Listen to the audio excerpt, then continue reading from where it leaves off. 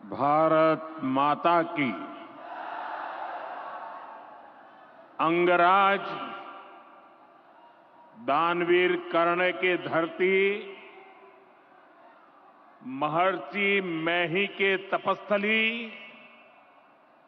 भगवान वासुपूज्य के पंच कल्याणक भूमि, विश्व प्रसिद्ध विक्रमशिला महाविहार, बाबा बूढ़ानाथ के पवित्र भूमि पे सब भाई बहन सैनिक के प्रणाम करे छिए।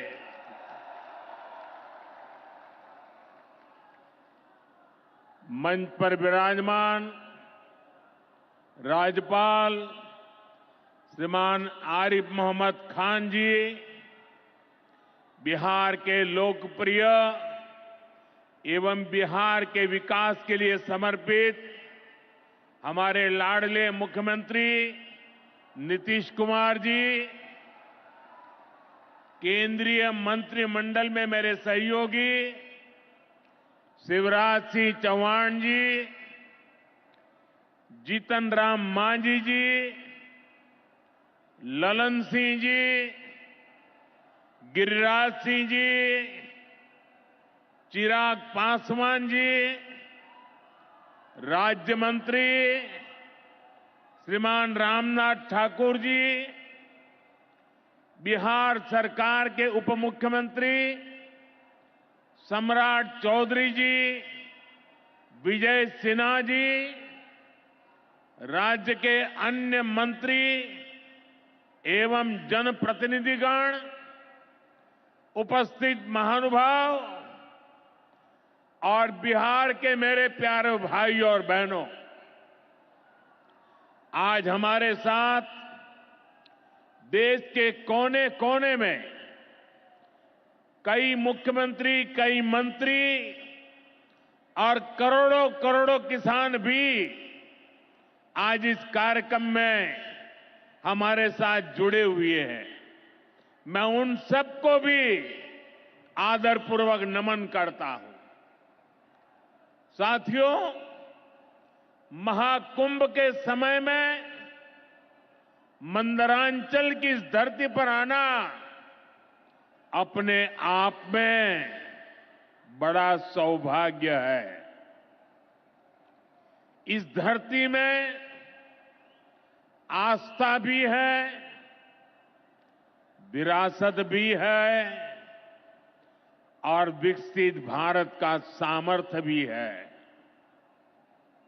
ये शहीद तिलका मांझी की धरती है, ये सिल्क सिटी भी है। बाबा अजगैबीनाथ की इस पावन धरा में इस समय महाशिवरात्रि की भी खूब तैयारियां चल रही हैं। ऐसे पवित्र समय में मुझे पीएम किसान निधि की एक और किस्त देश के करोड़ों किसानों को भेजने का सौभाग्य मिला है। करीब 22,000 करोड़ रुपए एक क्लिक पर देश भर के किसानों के खाते में पहुंचे हैं। और जैसे ही अभी मैंने क्लिक दबाई, मैं देख रहा था यहां पर भी जो राज्यों के दृश्य दिख रहे थे, यहां भी कुछ लोगों की तरफ मेरी नजर गई। वो फटाफट अपने मोबाइल देख रहे थे कि पैसा आया कि नहीं आया, और तुरंत उनकी आंखों में चमक दिखाई देती थी। साथियों, आज जो किसान सम्मान निधि दी गई है, इसमें बिहार के भी 75 लाख से अधिक किसान परिवार है। बिहार के किसानों खाते में आज सीधे करीब 1600 करोड़ रुपए उनके खाते में पहुंच चुके हैं। मैं बिहार और देश के सभी किसान परिवारों को बहुत बहुत शुभकामनाएं देता हूं, बधाई देता हूं। साथियों, मैंने लाल किले से कहा है कि विकसित भारत के 4 मजबूत स्तंभ है। ये स्तंभ है गरीब, हमारे अन्नदाता किसान, हमारे नौजवान, हमारे युवा और हमारे देश की नारी शक्ति। एनडीए सरकार चाहे केंद्र में हो या फिर यहां नीतीश जी के नेतृत्व में चल रही सरकार हो, किसान कल्याण हमारी प्राथमिकता में है। बीते दशक में हमने किसानों की हर समस्या के समाधान के लिए पूरी शक्ति से काम किया है। किसान को खेती के लिए अच्छे बीज चाहिए, पर्याप्त और सस्ती खाद चाहिए, किसानों को सिंचाई की सुविधा चाहिए, पशुओं का बीमारी से बचाव चाहिए और आपदा के समय नुकसान से सुरक्षा चाहिए। पहले इन सभी पहलुओं को लेकर किसान संकट से घिरा रहता था। जो लोग पशुओं का चारा खा सकते हैं, वो इन स्थितियों को कभी भी नहीं बदल सकते। एनडीए सरकार ने इस स्थिति को बदला है। बीते वर्षों में हमने सैकड़ों आधुनिक किस्म के बीज किसानों को दिए।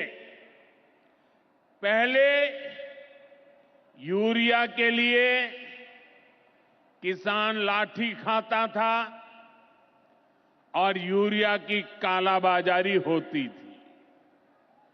आज देखिए, किसानों को पर्याप्त खाद मिलती है। हमने तो कोरोना के महासंकट में भी किसानों को खाद की कमी नहीं होने दी। आप कल्पना कर सकते हैं कि अगर एनडीए सरकार न होती, क्या होता?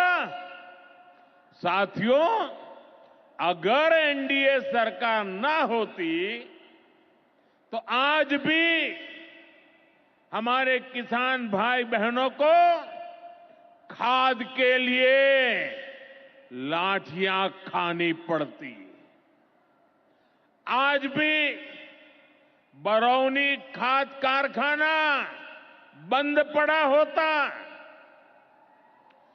दुनिया के अनेक देशों में खाद की बोरी जो 3,000 रुपये की मिल रही है, वो आज हम किसानों को 300 रुपये से भी कम में देते हैं। एनडीए सरकार न होती तो यूरिया की एक बोरी भी आपको 3,000 रुपये की मिलती। हमारी सरकार किसानों के बारे में सोचती है, उनकी भलाई के लिए काम करती है। इसलिए यूरिया यूरिया और डीएपी का जो पैसा किसानों को खर्च करना था, वो केंद्र सरकार खुद खर्च कर रही है। बीते 10 साल में करीब 12 लाख करोड़ रुपए जो खाद खरीदने के लिए आपके जेब से जाने थे, वो बच गए। वो केंद्र सरकार ने बजट में से दिए हैं। यानी इतना सारा पैसा, 12 लाख करोड़ रुपया देश के करोड़ों किसानों की जेब में बचा है। साथियों, एनडीए सरकार न होती तो आपको पीएम किसान सम्मान निधि ये भी नहीं मिलती। इस योजना को शुरू हुए अभी करीब 6 साल हुए हैं। अभी तक लगभग 3,70,000 करोड़ रुपए सीधे किसानों के खाते में पहुंच चुके हैं। बीच में कोई बिचौलिया नहीं, कोई कटकी कंपनी नहीं। 1 रुपया दिल्ली से निकले 100 पैसा सीधा पहुंचता है। ये आप जैसे छोटे किसान हैं, जिनको पहले सरकार की योजनाओं का पूरा लाभ नहीं मिल पाता था। छोटे किसानों का हक भी बिचौलिए हड़प कर लेते थे। लेकिन ये मोदी है, ये नीतीश जी है, जो किसानों के हक का किसी को नहीं खाने देंगे। जब ये कांग्रेस वाले, जंगल राज वाले सरकार में थे, तो इन लोगों ने खेती का कुल जितना बजट रखा था, उससे कई गुना ज्यादा पैसा तो हम सीधे आप किसानों के बैंक खातों में भेज चुके हैं। ये काम कोई भ्रष्टाचारी नहीं कर सकता है। ये काम वही सरकार कर सकती है जो किसान कल्याण के लिए समर्पित है।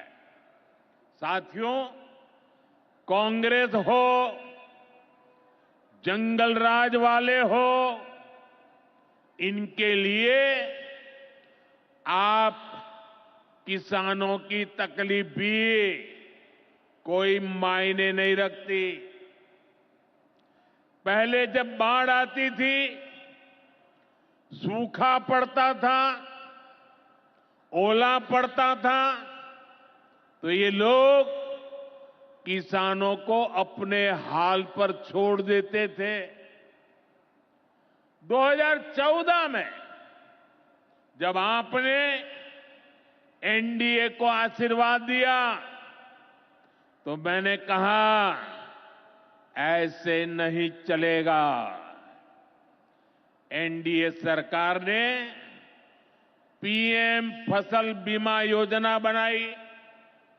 इस योजना के तहत 2.25 लाख करोड़ रुपए का क्लेम किसानों को आपदा के समय मिल चुका है।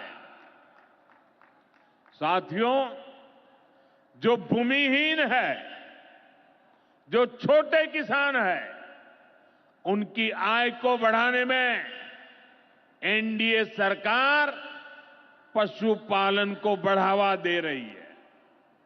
पशुपालन गांव में हमारी बहनों को लखपति दीदी बनाने में भी बहुत काम आ रहा है। देश में अभी तक करीब 1.25 करोड़ लखपति दीदी बन चुकी है। इनमें बिहार की भी हजारों जीविका दीदियां शामिल है।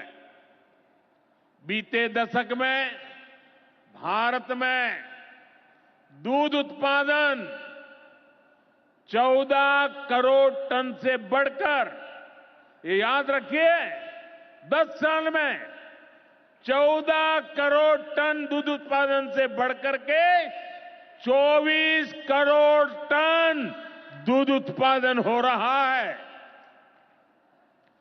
यानी भारत ने दुनिया के नंबर 1 दूध उत्पादक के रूप में अपनी भूमिका को और सशक्त किया है। इसमें बिहार की भी बहुत बड़ी भागीदारी है। आज बिहार में सहकारी दूध संघ प्रतिदिन 30 लाख लीटर दूध खरीदता है। इसके कारण हर साल 3,000 करोड़ रुपए से अधिक बिहार के पशुपालकों, हमारी माताओं बहनों के खाते में पहुंच रहे हैं। साथियों, मुझे खुशी है कि डेयरी सेक्टर को बढ़ावा देने के हमारे प्रयासों को राजीव रंजन जी, हमारे ललन सिंह जी बहुत ही कुशलता के साथ आगे बढ़ा रहे हैं। इनके प्रयासों से यहां बिहार में 2 परियोजनाएं तेजी से पूरी हो रही है। मोतीहारी का सेंटर ऑफ एक्सीलेंस बेहतरीन देसी नस्ल की गायों के विकास में मदद करेगा। दूसरा बरौनी का मिल्क प्लांट है। इस क्षेत्र के 3 लाख किसानों को फायदा होगा, नौजवानों को रोजगार मिलेगा। साथियों, हमारे जो नाविक साथी हैं, जो मछुआरे साथी हैं, इनको पहले की सरकारों ने कोई फायदा नहीं दिया। हमने पहली बार मछली पालकों को किसान क्रेडिट कार्ड की सुविधा दी है। ऐसे ही प्रयासों से आज मछली उत्पादन में बिहार शानदार प्रदर्शन कर रहा है। और अभी जैसे मुख्यमंत्री जी ने बताया, पहले मछली हम बाहर से लाते थे और आज मछली में बिहार आत्मनिर्भर बन गया है। और मुझे याद है 2014 के पहले 2013 में जब मैं चुनाव अभियान के लिए आया था, तब मैंने कहा था कि मुझे आश्चर्य हो रहा है कि बिहार में इतना पानी है, मछली हम बाहर से क्यों लाते हैं। आज मुझे संतोष है कि बिहार के लोगों की मछली की जरूरत बिहार में ही पूरी हो रही है। 10 साल पहले बिहार मछली उत्पादन में देश के 10 राज्यों में से एक था। आज बिहार देश के टॉप 5 बड़े मछली उत्पादक राज्यों में से एक बन चुका है। फिशरीज सेक्टर पर हमारे फोकस का बहुत बड़ा फायदा हमारे छोटे किसानों को हुआ है, मछुआरे साथियों को हुआ है। भागलपुर की पहचान तो गंगा जी में रहने वाली डॉल्फिन से भी होती रही है। ये नमामि गंगे अभियान की भी बहुत बड़ी सफलता है। साथियों, बीते वर्षों में सरकार के प्रयासों से भारत का कृषि निर्यात बहुत अधिक बढ़ा है। इससे किसानों को उनकी उपज की ज्यादा कीमत मिलने लगी है। कई कृषि उत्पाद ऐसे हैं जिनका पहली बार निर्यात शुरू हुआ है, एक्सपोर्ट हो रहा है। अब बारी बिहार के मखाना की है। मखाना आज देश के शहरों में सुबह के नाश्ते का प्रमुख अंग हो चुका है। मैं भी 365 दिन में से 300 दिन तो ऐसे होंगे कि मैं मखाना जरूर खाता हूं। ये एक सुपर फूड है जिसे अब दुनिया के बाजारों तक पहुंचाना है। इसलिए इस वर्ष के बजट में मखाना किसानों के लिए मखाना बोर्ड बनाने का ऐलान किया गया है। ये मखाना बोर्ड मखाना उत्पादन, प्रोसेसिंग, वैल्यू एडिशन और मार्केटिंग ऐसे हर पहलू में बिहार के मेरे किसानों की मदद करेगा। साथियों, बजट में बिहार के किसानों और नौजवानों के लिए एक और बड़ी घोषणा भी की गई है। पूर्वी भारत में फूड प्रोसेसिंग इंडस्ट्री को बढ़ावा देने के लिए बिहार एक बड़े केंद्र के रूप में उभरने वाला है। बिहार में national institute of food technology and entrepreneurship की स्थापना की जाएगी। यहां बिहार में कृषि के क्षेत्र में 3 नए सेंटर ऑफ एक्सेलेंस की भी स्थापित किए जाएंगे। इनमें से एक हमारे भागलपुर में ही स्थापित होगा। यह सेंटर आम की जर्दालू किस्म पर फोकस करेगा। 2 और केंद्र मुंगेर और बक्सर में बनाए जाएंगे, जो टमाटर, प्याज और आलू किसानों को मदद देंगे। यानी किसान हित के निर्णय लेने में हम कोई कसर बाकी नहीं छोड़ रहे।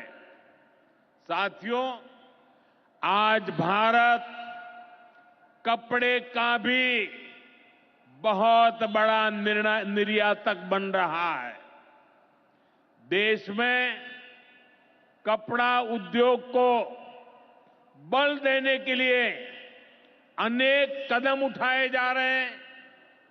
भागलपुर में तो कहा जाता है कि यहां पेड़ भी सोना उगलते हैं। भागलपुरी सिल्क, टसर सिल्क पूरे हिंदुस्तान में मशहूर है। दुनिया के दूसरे देशों में भी टसर सिल्क की डिमांड लगातार बढ़ रही है। केंद्र सरकार रेशम उद्योग को बढ़ावा देने के लिए फैब्रिक और yarn dyeing unit, fabric printing unit, fabric processing unit ऐसे इंफ्रास्ट्रक्चर निर्माण पर बहुत जोर दे रही है। इससे भागलपुर के बुनकर साथियों को आधुनिक सुविधाएं मिलेगी और उनके उत्पाद दुनिया के कोने कोने में पहुंच पाएंगे। साथियों, बिहार की एक और बहुत बड़ी समस्या का समाधान एनडीए सरकार कर रही है। नदियों पर पर्याप्त पुल न होने के कारण बिहार को अनेक समस्याएं होती है। आपको आने जाने में दिक्कत ना हो, इसके लिए हम तेजी से काम कर रहे हैं। अनेकों पुल बनवा रहे हैं। यहां गंगा जी पर 4 लेन के पुल के निर्माण का भी तेजी से काम चल रहा है। इस पर 1100 करोड़ रुपए से ज्यादा खर्च किए जा रहे हैं। साथियों, बिहार में बाढ़ से भी बहुत नुकसान होता है। इसके लिए भी हमारी सरकार ने हजारों करोड़ रुपए के प्रोजेक्ट स्वीकृत किए हैं। इस वर्ष के बजट में तो पश्चिमी कोसी नहर ERM परियोजना के लिए मदद देने की घोषणा की गई है। इस परियोजना से मिथिलांचल क्षेत्र में 50,000 हेक्टेयर भूमि सिंचाई के दायरे में आएगी। इससे लाखों किसान परिवारों को लाभ होगा। साथियों, एनडीए सरकार किसानों की आय बढ़ाने के लिए अलग अलग स्तर पर काम कर रही है। भारत में उत्पादन बढ़े, दलहन और तिलहन में हम आत्मनिर्भर हो, यहां ज्यादा से ज्यादा फूड प्रोसेसिंग उद्योग लगे और हमारे किसानों के उत्पाद दुनिया भर तक पहुंचे। इसके लिए सरकार एक के बाद एक नए कदम उठा रही है। मेरा तो सपना है कि दुनिया की हर रसोई में भारत के किसान का उगाया कोई न कोई उत्पाद होना ही चाहिए। इस वर्ष के बजट ने भी इसी विजन को आगे बढ़ाया है। बजट में एक बहुत ही बड़ी पीएम धन धान्य योजना की घोषणा की गई है। इसके तहत देश के 100 ऐसे जिलों की पहचान की जाएगी जहां सबसे कम फसल उत्पादन होती है। फिर ऐसे जिलों में खेती को बढ़ावा देने के लिए विशेष अभियान चलाया जाएगा। दलहन में आत्मनिर्भरता के लिए मिशन मोड पर काम किया जाएगा।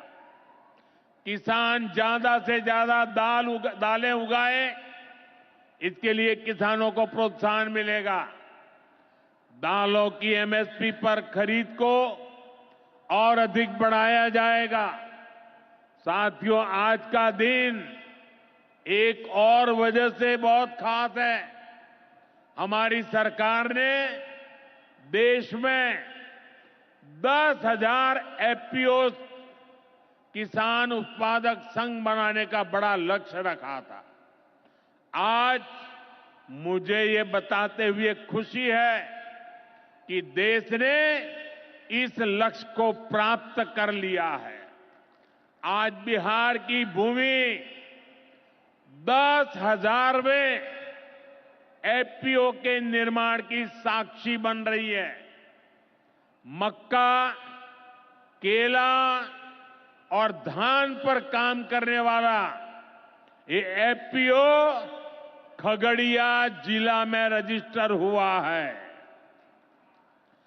एफपीओ सिर्फ एक संगठन नहीं होता, एक किसानों की आय बढ़ाने वाली अभूतपूर्व शक्ति है। एफपीओ की ये शक्ति छोटे छोटे किसानों को बाजार के बड़े लाभ सीधे उपलब्ध कराती है। एफपीओ के जरिए आज तमाम ऐसे अवसर हमारे किसान भाइयों बहनों को सीधे मिल रहे हैं जो पहले उपलब्ध नहीं थे। आज देश के करीब 30 लाख किसान एफपीओ से जुड़े हैं और बड़ी बात यह कि इसमें करीब 40% हमारी बहनें हैं। ये एफपीओ आज कृषि क्षेत्र में हजारों करोड़ रुपए का कारोबार करने लगे हैं। मैं सभी 10,000 एफपीओ के सदस्यों को भी बहुत बहुत बधाई देता हूं। साथियों, एनडीए सरकार बिहार के औद्योगिक विकास पर भी उतना ही बल दे रही है। बिहार सरकार भागलपुर में जो बहुत बड़ा बिजली कारखाना लगा रही है, उसको कोयले की भरपूर आपूर्ति की जाएगी।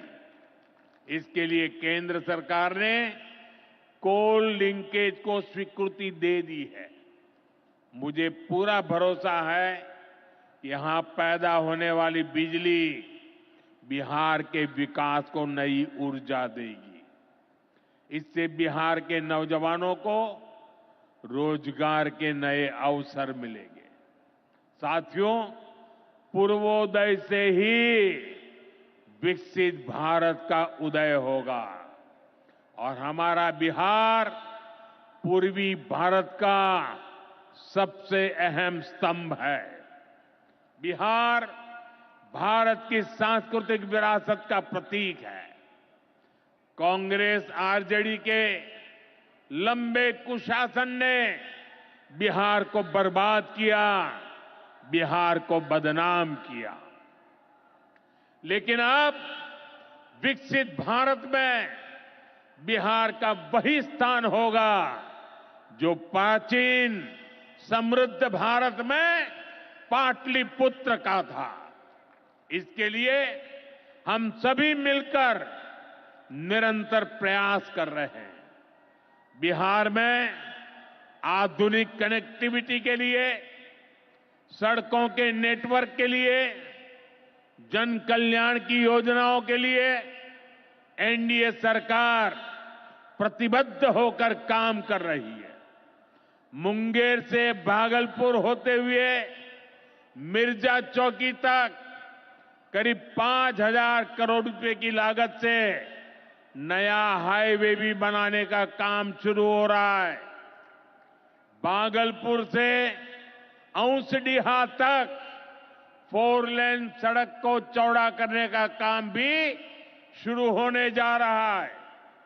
भारत सरकार ने विक्रमशिला से कटारिया तक नई रेल लाइन और रेल पुल को भी स्वीकृति दे दी है। साथियों, हमारा ये भागलपुर सांस्कृतिक और ऐतिहासिक रूप से बहुत महत्वपूर्ण रहा है।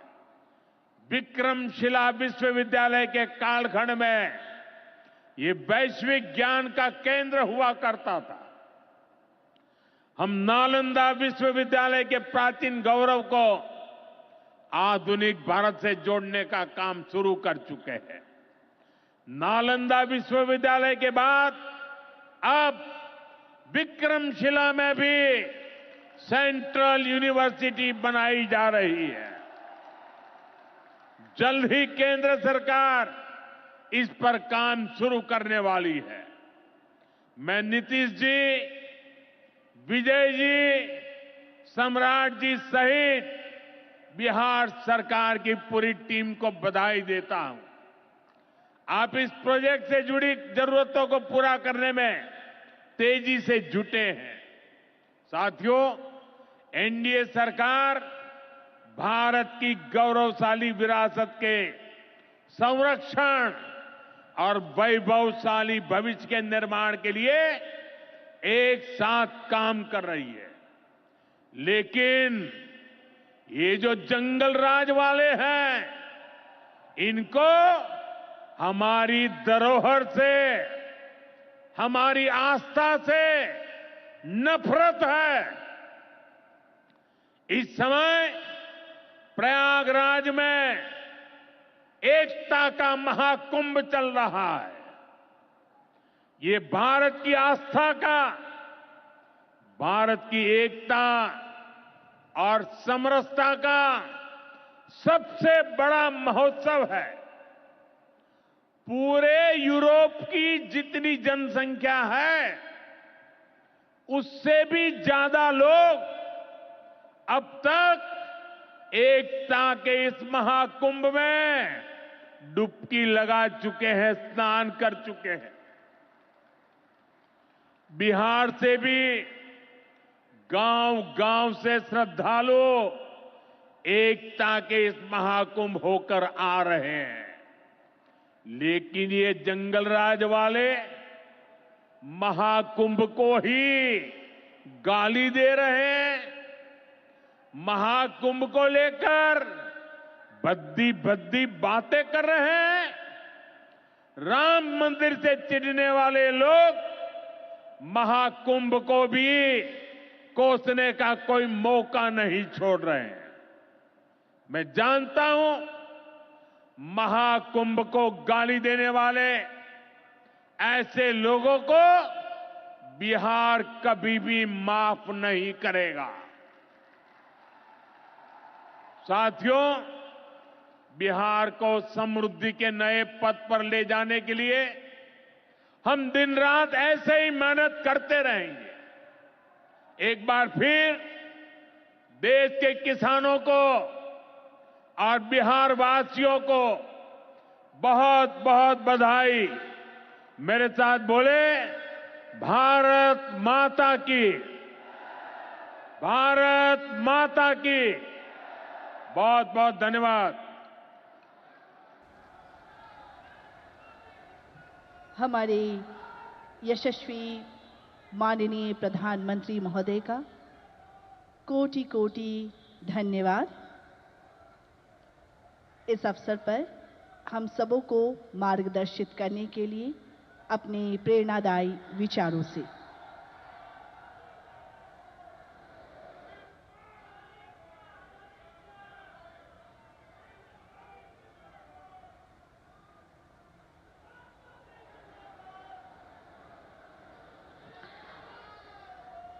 आप सभी से निवेदन है, आप सभी अपनी जगह पर बैठे रहेंगे। दर्शक दीर्घा में जो लोग हैं